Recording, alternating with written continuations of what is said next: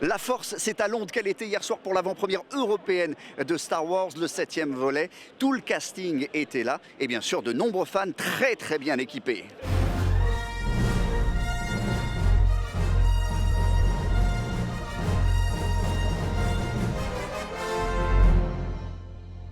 Après la parade des personnages en costume, il y avait ceux qui incarnent depuis 1977 la saga. Mark Hamill, alias Luke Skywalker, Carrie Fisher, la princesse Leia, et Harrison Ford, la star de la première trilogie.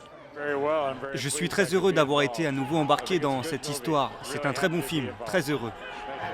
Les anciennes gloires sont aujourd'hui rejoints par un nouveau trio d'aventuriers, dont le personnage principal est cette jeune comédienne britannique.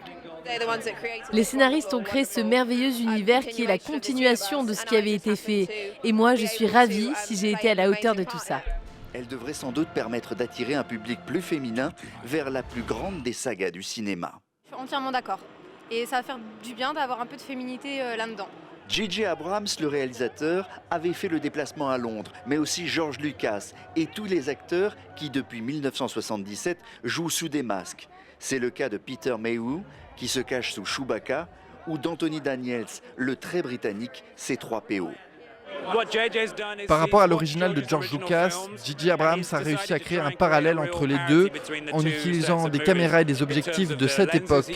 C'est le choix esthétique du film. Ils existent.